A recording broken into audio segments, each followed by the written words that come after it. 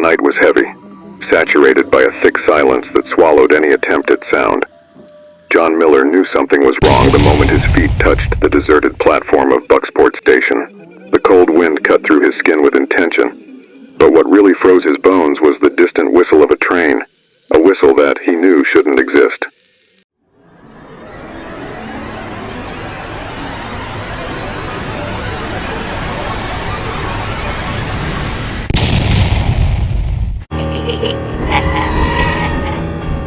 John Miller dragged himself through life. Every day began with a sense of sorrow and ended with yet another glass of cheap alcohol, a futile attempt to erase the memories that always returned, relentless. He was 38 years old, but he felt like he had lived much longer, as if the weight of guilt was draining his soul in daily installments. Derry, with its empty streets and constant fog, reflected his state of mind perfectly. Rachel. Her name still hovered in his mind, floating like a memory too sharp to forget but vague enough to ignore. Her death was an accident, of course it was, he repeated to himself every night. But the truth was, he remembered every detail. The argument, the push, the car skidding on the wet road, and then the silence. That same silence that now surrounded him. He had never told anyone the truth about the accident, not even himself. Tonight he sat in the local bar in Derry, a dingy place lit by pale fluorescent lights, surrounded by others like him, men who didn't want to think, just drink. Another one, he said to the bartender, who simply nodded, already familiar with John's routine. He raised the glass to his lips when something in the conversation of two men nearby caught his attention. It's true, man, that train shouldn't even exist. Everyone who takes that track ends up disappearing. John frowned, interested but pretending not to be. He kept drinking, listening to the story unravel next to him. It's the ghost train. It passes through those old tracks, you know. No one sees it coming or going. But once you get on, well, let's just say you never come back the same. John scoffed inwardly. Stupid superstitions, he thought. But something in those words unsettled him in a way he couldn't shake. Tracks that carry the souls of the departed. He couldn't help but associate that idea with Rachel, if only it were true. When the clock struck midnight, John stood up, paid his tab, and stepped out into the biting cold of Derry. The fog was even thicker that night, as if the very air wanted to swallow him. He walked with his head down, heading toward the train station. The last train to Bucksport would be leaving soon. It was the same trip as always, but there was something different in the air tonight. A weight he couldn't ignore. In the back of his mind, the men's words echoed, along with the distant sound of a whistle. John descended the steps of the old Bucksport station, his footsteps echoing with an oddness he couldn't explain. It was as if every sound reverberated longer than necessary, lingering in the heavy, damp air that surrounded the tracks. He shook his head, trying to push away the growing discomfort. Just another night, he told himself. Just another trip. When he finally reached the platform, the air was still, as if time had frozen there. There were no other passengers, no one but him and the biting wind whistling through the rusted tracks. He looked up at the clock above the abandoned ticket booth. 12:15 a.m. The last train was supposed to arrive any moment. But nothing came. No sign of movement on the tracks, no familiar sound of approaching carriages, just the overwhelming, suffocating silence. Then, without warning, the sound of a whistle echoed in the distance. It was a strange sound, distant but somehow familiar. John felt a chill run down his spine, as if that whistle had been made for him, a call he couldn't ignore. Finally, the train appeared, emerging from the shadows like a specter. The carriages were old, covered in rust that seemed to have accumulated over decades, perhaps centuries. The windows were dark, opaque, with no reflections of light, not even from the dim station lamps. When the train stopped in front of him, the hiss of the brakes sounded more like a lament than a mechanical function. John hesitated, but something, a force he couldn't identify, pushed him to climb aboard. As he placed his foot on the first step, a deep chill washed over him, as if the metal were colder than the air around him, as if he were touching something ancient and dead. Inside the train, the lighting was sparse. A faint yellow glow came from old lamps on the ceiling, casting long shadows that swayed with every slight movement of the carriage. He looked around, expecting to see other passengers, but all he found was silence and empty seats. The only thing filling the carriage was a sense of waiting, as if the train itself was anticipating something or someone. John walked down the narrow aisle and found a seat near the window. The carriage swayed gently as the train gained speed. He looked outside, but the landscape beyond was a blur, as if the world outside the train no longer existed. Then he realized he wasn't entirely alone. At the far end of the carriage, a figure sat motionless, back turned to him. The person was shrouded in shadows, and with the flickering light it was hard to make out any details. John felt a knot form in his stomach, a nervousness he couldn't explain. He tried to ignore it, settling into the seat, but his eyes kept drifting back to the figure. Something about their presence seemed off. Maybe it was the fact that since he had entered the carriage, the person hadn't moved once. "Are you heading to Bucksport?" he asked aloud, his voice echoing in the empty carriage. No response. The silence only deepened. John felt a pang of frustration, but also something deeper, something akin to fear. He forced himself to look away from the figure. "I'm imagining things," he muttered to himself, trying to control the growing unease. But as the train continued its journey through the night, he realized something was wrong. Very wrong. The carriage seemed darker than before. The air grew heavier, as if the atmosphere was charged with electricity, ready to explode. And the figure at the far end of the carriage and still hadn't moved, but now it seemed closer than before. He was certain it was closer. John felt his blood freeze in his veins. He looked away from the figure, but the sensation of being watched lingered, clinging to his skin like a layer of grime that couldn't be washed off. The gentle sway of the train, which should have been calming, now felt like the unsettling whisper of a lost voice between the carriages. Trying to ignore the rising panic, he glanced outside, but the scenery made no sense. The trees seemed to move too quickly, gray blurs mixed with deep shadows that danced along the sides of the train. But from time to time, John had the feeling that the same landmarks kept appearing repeatedly, as if the train were stuck in a loop, always returning to the same spot. It was an irrational thought, of course, but he couldn't shake it. Trying to gain some control over himself, John stood and decided to walk toward the front of the carriage, maybe to ask the conductor how much longer until they reached Bucksport. But as he approached the door, something made his feet stop suddenly. A chill ran down his spine, and he slowly turned to face the still figure at the back of the carriage. It was closer, no doubt about it. John's breath caught in his throat. The figure was still shrouded in shadows, but its shape was clearer now, as if it had crept closer while he wasn't looking. Its silhouette was vaguely human, but something was wrong with its proportions. The shoulders were too broad. The head seemed tilted at a strange angle, as if it didn't fit quite right on the body. A sense of panic swelled in his chest, tightening with each passing second, but he tried to maintain control. "Who are you?" he asked, his voice hoarse. No response. John took a step back. The carriage around him seemed smaller, the shadows more oppressive, and the air heavier. Then he heard it. A soft, almost imperceptible sound, like the whisper of leaves being stirred by the wind, but deeper, more ominous. Rachel. The name pierced his mind like a cold blade. He blinked, his thoughts tangled. It couldn't be. Rachel was dead. But the figure in front of him moved, though barely.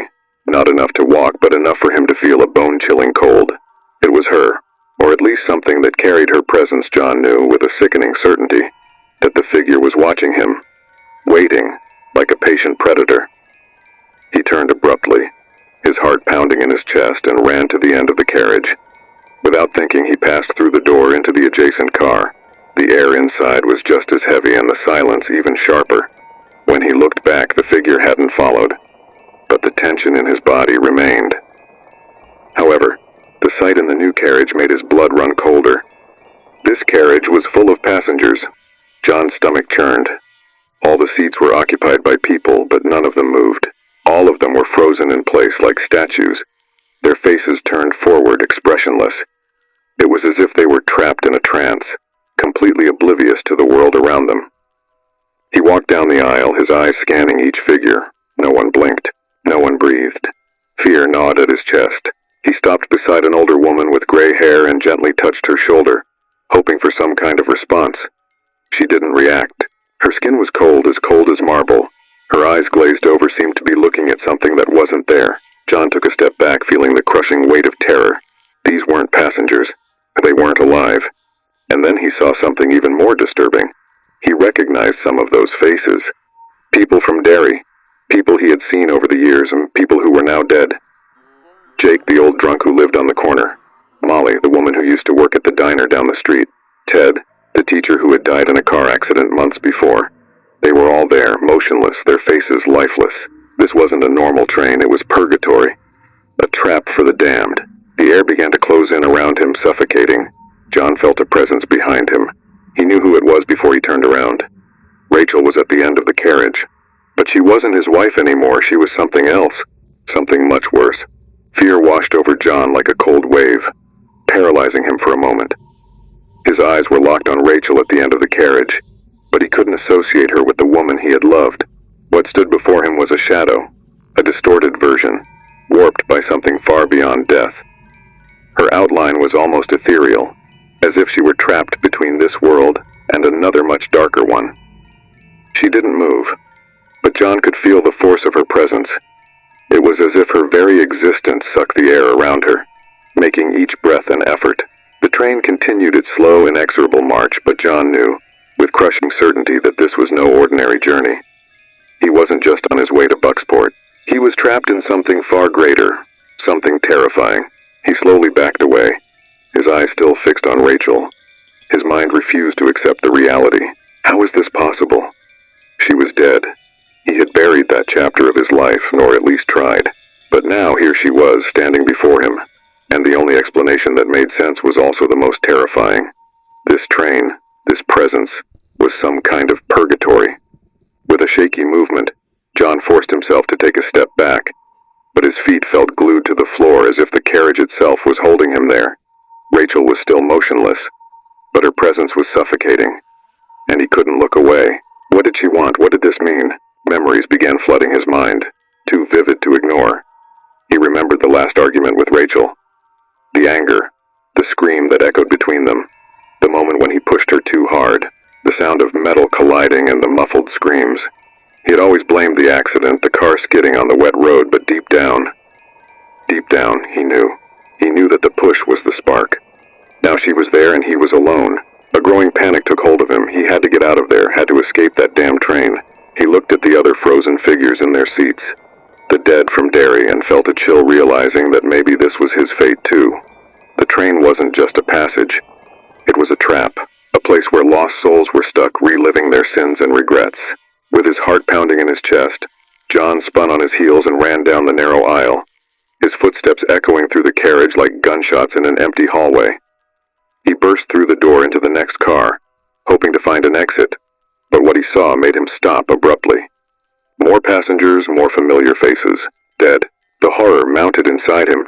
John felt more trapped with each step, as if he were running in circles with no way out. The shadows seemed to stretch across the ceiling of the carriage, swallowing up the weak light. The entire train exuded a sense of impending doom, as if he were slowly marching toward an inescapable fate. Without thinking, he opened the door to the next carriage, desperately hoping he would finally find a conductor or a way out. But when he crossed the threshold, the scene before him was even more disturbing. Rachel was there again. No matter how many carriages he crossed, she waited for him in each one, silent, imposing, unmoving. But her presence was overwhelming. She was always ahead of him, like a sentence from which he couldn't escape. "Rachel," he whispered, his voice cracking as the crushing weight of his guilt bore down on him. "Please forgive me." But she didn't respond. She never responded. Rachel's empty eyes stared at him, and in that moment, John felt something he had never felt before. The certainty that he was responsible for everything, and the only thing more terrifying than the figure standing before him was the bitter recognition that maybe he deserved this fate. The pressure in John's chest was crushing, as if the weight of the entire carriage rested on his shoulders.